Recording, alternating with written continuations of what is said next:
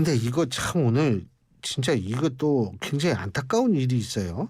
네. 제주도 그 근처 바다에서 대형 호선이 침몰했다고 그러는데 지금 사망자가 두 분인가 계시죠?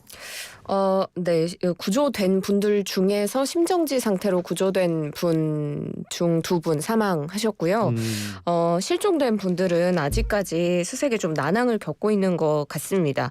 오늘 새벽 4시 반경에 제주 비양도 해상에서 고등어잡이 어선인 금성호 침몰 중이라는 신고가 최초의 해경으로 접수가 됐고요. 모두 27명이 타고 있었는데 한국인 16명, 인도네시아인 11명이었습니다. 15명이 인근 선박에 의해서 구조가 됐는데 말씀하신 것처럼 그중에 한국인 2명이 결국은 숨졌고요. 구조되지 못한 12명은 지금 선장을 포함해서 한국인 10명, 인도네시아인 2명으로 아직 실종 상태입니다. 금성호 선체가 완전히 뒤집어진 다음에 침몰해서 지금 아예 가라앉은 상태고요. 사고 해역에서 실종자들을 찾기 위한 수색 작업을 계속해서 진행 중입니다만 조금 더 희망적인 소식을 저희가 더 빨리 전해드릴 수 있었으면 좋겠습니다. 지금 제주지검에서도 이 금성호 침몰 사고 관련해서 전담 수사팀 꾸린 상황이고요. 수사팀은 사고 원인, 책임 소재에 대한 수사는 물론이고 피해자 지원에도 만전을 다한다는 방침입니다. 그런데 사실 지금 날씨 많이 추워졌죠. 하지만 물은 비등점이 높아가지고 이게 아직 그렇게 막 이 수온이 낮을 때는 아니거든요. 네. 그렇기 때문에 얼마든지 지금 실종되신 분들도 이 생존에 계실 확률이 높다라는 생각은 저는 갖고 있습니다. 정말 다행스러운 생각이니까 지금이라도 제가 볼 때는 뭐 이 생존된 상태에서 구조될 확률도 굉장히 높다고 생각하니까 최선을 다해야겠죠. 근데 어떻게 하다가 이렇게 된 거예요? 일단 보도를 통해서 나온 상황을 좀 보면 연합뉴스 보도에서 금성호 옆에 줄잡이 배에 탔던 30대 선원 파 씨의 인터뷰가 실렸는데 처음에 운반선이 한 차례 어획한 고등어를 가져가고 또 다른 운반선이 오는 과정에서 사고가 났다고 합니다. 그때 운반선과 본선을 연결하는 줄을 잡아주는 작업을 하던 중에 선장이 배가 뒤집혔다라고 알려줬다고 당시 상황을 증언했고요. 사고를 인지하고 금성호에 다가갔을 때는 이미 배가 뒤집힌 상태였다고 합니다. 지금 그래도 구조된 사람들이 상당수 있는데 지금 이 선원 박모 씨 같은 경우에는 이 배의 항해사인 이태영 씨가 다수의 동료를 구하고 또 실종된 동료들을 찾기 위해서 바다로 나갔다고 증언을 했습니다. 소방당국에서 전하기로도 지금 이태영 씨는 동료들을 구한 후에 한림항으로 와서 간단한 진찰을 받고 다시 자신이 사고 해역의 상황을 가장 잘 알고 있으니까 동료들의 구조 작업을 돕겠다라고 배를 타고 또 사고 해역으로 나갔다고 합니다. 그리고 금성호에서 직접 탑승을 하고 나서 살아남은 선원 A씨의 인터뷰를 보면 바다가 꼴랑꼴랑했다. 이 파도를 이야기하는 것 같습니다. 심하진 않았는데 바다가 그랬다라고 이야기를 하면서 역시나 1차 하역 끝내고 다른 운반선 들어오기 전에 그물을 들어 올리는 과정에서 이 그물에 남아있던 무게를 배가 이기지 못하고 넘어갔다라고 이야기를 합니다. 처음에는 서서히 기울어지다가 어느 지점에 다다르니까 완전히 복원력을 잃고 넘어갔다고 이야기를 했고요. 선원 전원이 물에 빠졌을 때 외국인 선원 2명이 뒤집힌 배 위로 올라가서 1명씩 끌어올리면서 구조 작업을 했다고 전했고요. 이 대목은 상당히 좀 마음이 아팠는데 그 망망대해에서 떠밀려가는 동료 선원을 기억을 하시더라고요. 그래서 굉장히 안타까운 마음을 전하기도 하셨습니다. 진짜 안타까운 사고인데 근데 어쨌든 최선을 다해서 지금 구조 작업을 할 거라고 믿고 있고요. 진짜 하겠죠. 그리고 특히 이제 다시 바다로 나간 아까 그 항해사 분이요. 상당히 훌륭하시고 책임감 있고 이러신 분인데 이분이 의도한 대로 많은 분들이 구조됐으면 하는 바람이 간절합니다. 자, 미국 얘기해 볼까요? 미국의 기준금리 또 한 번 인하를 했는데, 그죠? 네, 맞습니다. 예. 뭐 미국이 이번 주 정말 빅 이벤트가 많은 상황인데요. 미국 중앙은행이죠. 연방준비제도가 이번 트럼프 전 대통령이 당선된 미 대선 이후에 또 곧바로 FOMC 회의, 연방공개시장위원회 회의 이틀 동안 하고 기준금리를 시장 예상했던 것처럼 0.25%포인트 인하했습니다. 연준위원들 만장일치로 기준금리 소폭 인하를 단행했고요. 그래서 기준금리 상단이 5%에서 4.75%로 낮아졌습니다.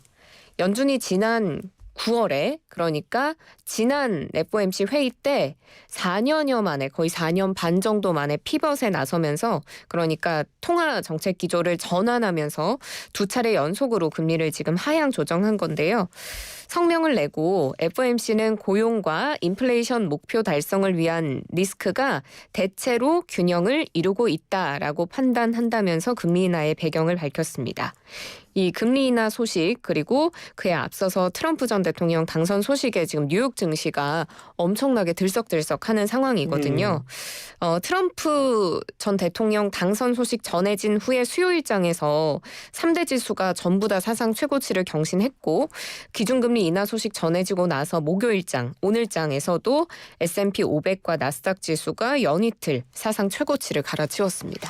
근데 뭐 이게 대선 결과 때문에 그 기준금리 인하 속도가 늦춰질 거다 뭐 이런 얘기도 있는 모양이더라고요. 네, 맞습니다. 사실 11월 FOMC에서 0.25%포인트 인하는 거의 기정사실화처럼 예. 정해져 있긴 했지만 문제는 앞으로 금리 인하 속도가 조금 늦춰지지 않을까 하는 시장의 우려가 좀 있습니다. 왜냐하면 트럼프 전 대통령이 당선이 됐기 때문인데요.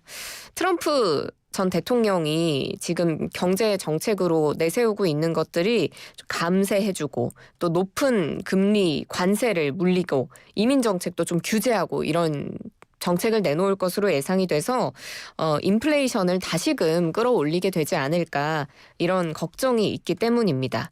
그래서 연준이 9월에 그 앞으로의 금리 전망을 나타낸 도표를 점도표라고 하는데 그 연준의 9월 점도표 때는 내년에 이 25베이시스 포인트씩 4번 금리 인하를 할 수 있다 이렇게 예고를 했지만 이 금리 인하 궤도가 조금 수정이 돼서 내년에 한 3차례 정도에 그치지 않겠느냐 이런 전망들이 나오고요.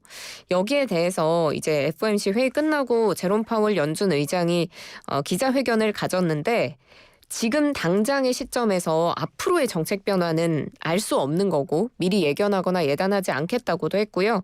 단기적으로는 선거 결과가 통화정책 결정에 영향을 미치지 않을 것이다라고 강조하기도 했습니다. 근데 뭐 트럼프 그 당선인은 또 워낙 예측 불가능하고 그리고 조금 이 말을 좀 아무렇게나 한다라는 표현은 좀 그렇습니다만 어쨌든 거칠게뿐만이 아니고 말한 것과 행동이 좀 다른 경우도 많잖아요. 근데 그 제롬 파월 연준 의장 해고하겠다 그러지 않았나요? 네, 예전에? 그런 얘기 많이 했습니다. 네. 트럼프 행정부 1기 때 직접 이제 트럼프 전 대통령이 제롬 파월을 연준 의장으로 임명을 했는데 그 이후에 금리 관련해서 두 사람의 이견이 생기면서 트럼프 전 대통령이 제롬 파월 의장 해고하겠다 이렇게 으름장을 계속 놓은 바 있습니다. 1기 재임 기간 내내 이런 문제들이 좀 있었고 그리고 지난 9월에 연준이 4년 반 만에 B컷 단행했을 때 정치행위다라고 강하게 비판하기도 했습니다. 그리고 대통령이 연준의 통화정책에 대해서 발언할 권리가 있다라고 트럼프 전 대통령은 주장을 하면서 이 독립성을 굉장히 중요시하는 이 미 연준의 독립성 침해 우려까지도 사기도 했었거든요.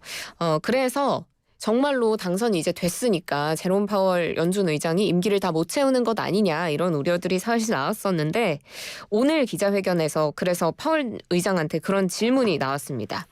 트럼프 당선인이 사임 요청하면 하겠느냐라고 하니까 라고 대답을 했고 관련해서 기자가 또 꼬리 질문을 하려고 하자 노 다시 한번 두 차례에 걸쳐서 노라고 단호하게 이야기를 하면서 사임 의사가 없음을 밝혔습니다.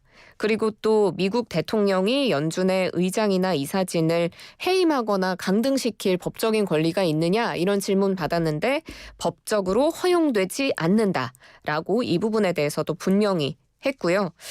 그런데 또 이 상황에서 CNN의 속보가 나옵니다. 트럼프 측의 입장을 보도를 했는데 트럼프 측근을 인용해서 한 보도를 보면 트럼프 당선인이 파월 의장 자르지 않을 것이다. 임기를 끝까지 보장할 것으로 보인다. 이런 보도가 나왔습니다. 근데 이 소식통이 덧붙이기를 트럼프 당선인의 스타일상 마음이 언제든 바뀔 수도 있다. 이렇게 또 덧붙이기도 했습니다. 정치에서 제일 문제가 뭔지 아세요?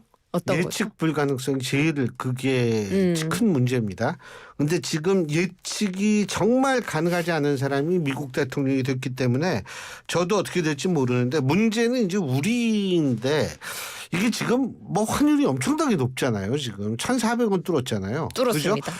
그런데 미국이 이걸 낮을 때 금리를 낮출 때 예를 들면 우리도 같이 낮추면 금리가 더 금리가 아니라 환율이 더 올라갈 가능성이 있어요. 이게 이제 문제인 것 같아요. 맞아요. 금리 격차를 사실 어느 정도는 따라가 줘야 하기 때문에 미국이 기준금리를 딱 낮췄다. 그러면 우리 통화 정책에도 영향이 있을 수밖에 없잖아요.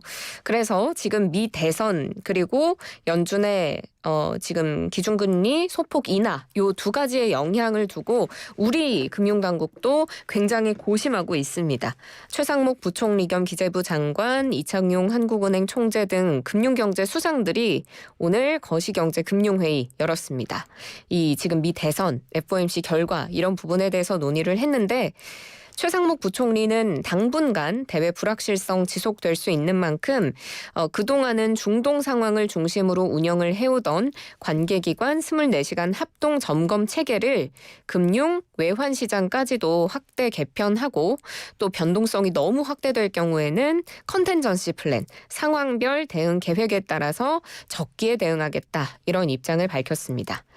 한국은행도 또 유상대 부총재 주재로 시장 상황 점검 회의를 열고 점검을 했는데요.